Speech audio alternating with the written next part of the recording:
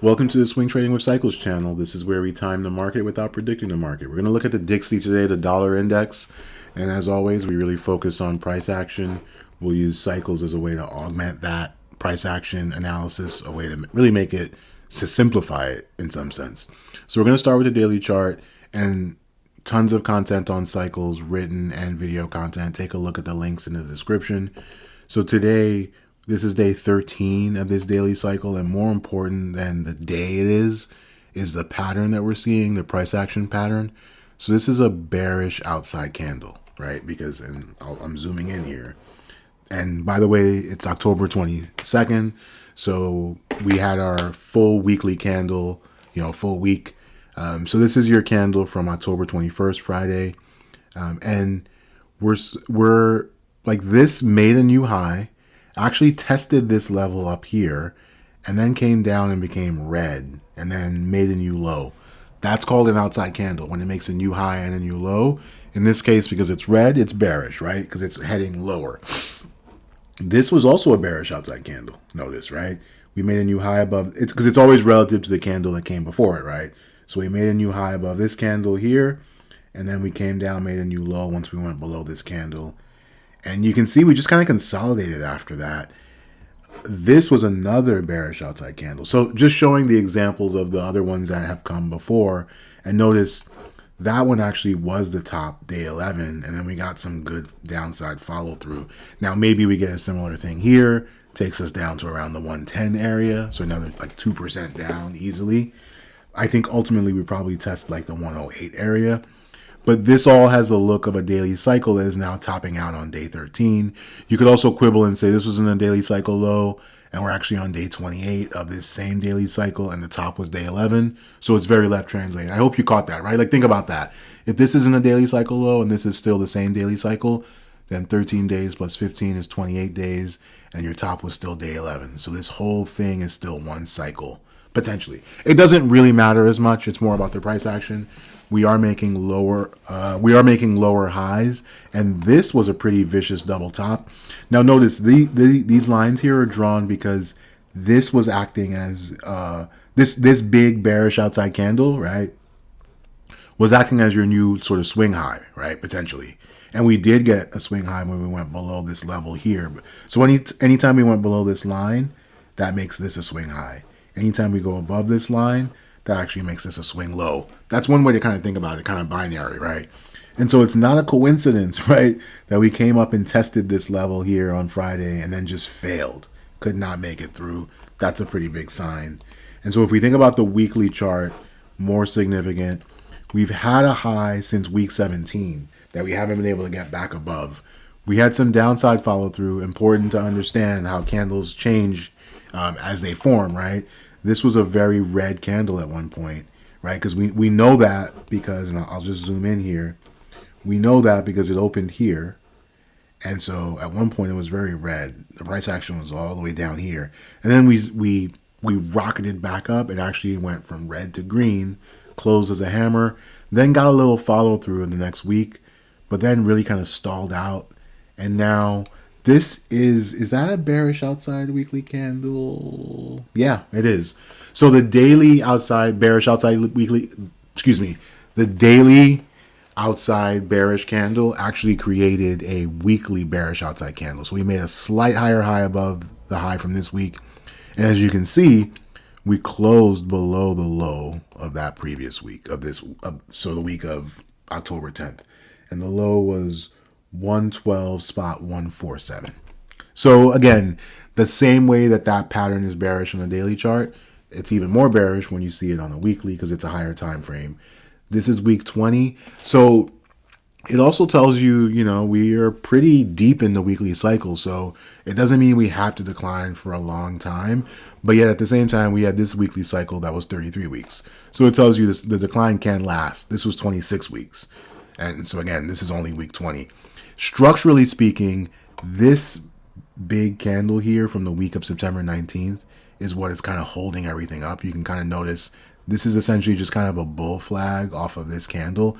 And this bull flag definitely broke down at one point, right? This was very red. Again, This is that candle we talked about, but we did not test that 109 area, 109 spot 388, something like that.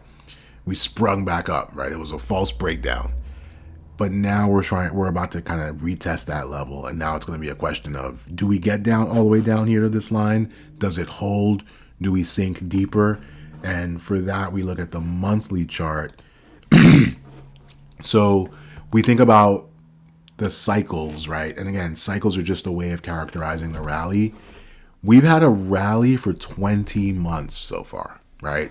The low was January 2021. And so we've been rallying, right? This was a scarier thing. This was a scary back test, right? We had 2 red months, pretty aggressive selling.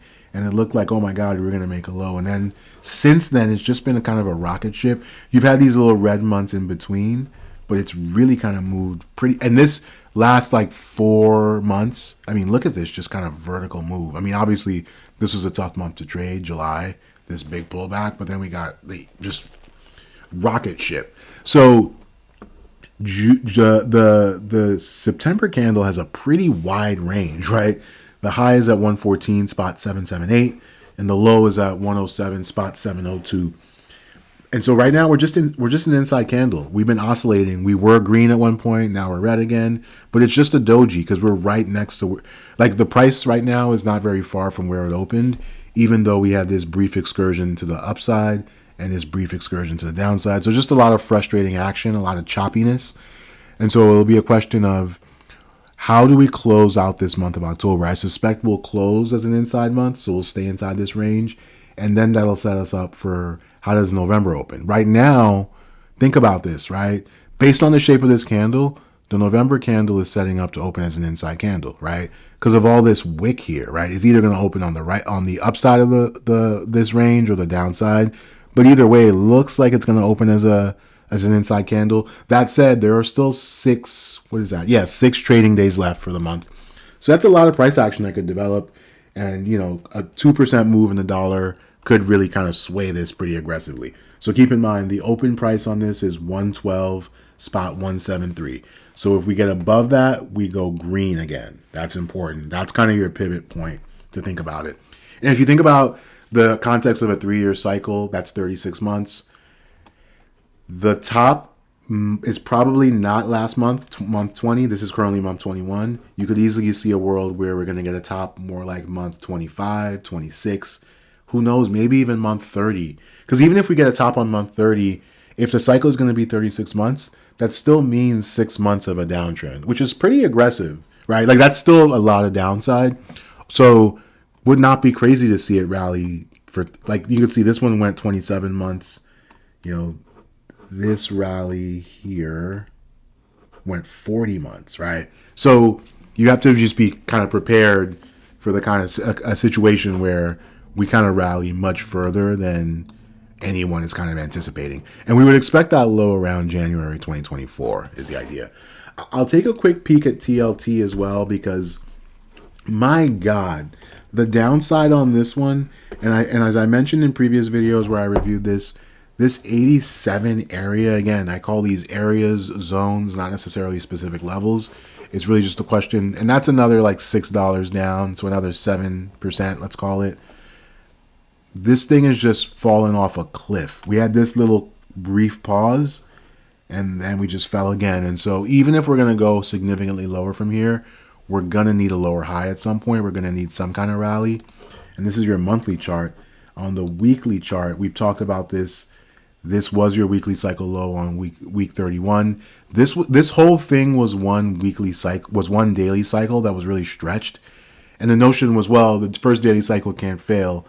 I think that's just not something that makes any sense. The first daily cycle did fail, and then we just kind of fell off a cliff from there. So week 8, 9, 10, 11, 12, 13, 14, 15, 16, 17, 18. Right, so this is week 18. And you can see previous weekly cycles have lasted like 30 to 40 weeks. So you could even see a world where we do something like, because I mean, this is just kind of falling in a straight line. Like, we have to do something like that, and then that, and right, like that, and then that, something like that, right? Like, we can't just like droop all the way down to like the low 80s, for instance. I mean, we could. We certainly, like, we could. It just seems unlikely. Generally, the way price action works is you do get these bounces. I mean, this was a clear example. This little bounce for 7 weeks. After this big decline, well, you see, even with this decline, you had these little rallies. This was a little rally. This was a little rally. This was a little rally, right? This is an even bigger rally after this huge trend leg down. So you would imagine after this big trend leg down, there's going to be at least a little rally for a few weeks before a move down. And maybe that's what we're setting up right now as the Dixie starts to take a pause, as you see risk assets start to rally as well. We may see just at least a brief move up here. And finally, if you look at the daily chart, definitely setting something up here, right? This little gap down. Let's look at these levels, because that becomes a pretty clear kind of level to play. So somewhere between 94 and 94.85. It's like an 80-cent gap easily. And we closed at 93. Wow, that's interesting. So that really gives you some pretty clear levels. If this is going to be a little short-term bottom, right? You just look at this on the daily chart. I mean, my God, right? Like none of these, like these bounces are like, oh my God, did we start a new daily cycle and we already started rolling over? That's what happens sometimes when you're in a really bearish trend. You can't expect it to look kind of like a textbook cycle. And so that's kind of the lay of the land there. The dollar does seem to be moving into a weekly cycle low, having printed a bearish outside weekly candle. And this thing maybe is going to get a little bit of a bounce, this TLT. Which tells you maybe something like HYG might be ready. Oh, that's interesting. So HYG, that's high yield debt. That actually has made a swing low. So that's important, right? And we know the S&P 500, the other indices also made swing lows on the weekly. So that is an important signal. That's HYG.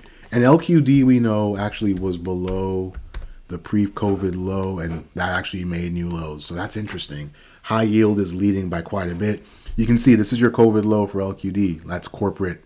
This is like investment grade corporate debt, right? We're well below this low here from COVID. That's really interesting. HYG managed to stay above. That's high yield debt. And let's just see JNK, junk bonds, very correlated with high yield. So also managing to stay above the COVID low. Did just barely eke out a swing low, but I mean, my God. It's a bit of a doji candle. That's the weekly chart. So that's your lay of the land around the larger financial instruments, maybe giving the risk assets a chance to bounce here a little bit. And of course, a bounce can always turn into something bigger. We'll have to watch the price action in real time as always. Thanks for watching.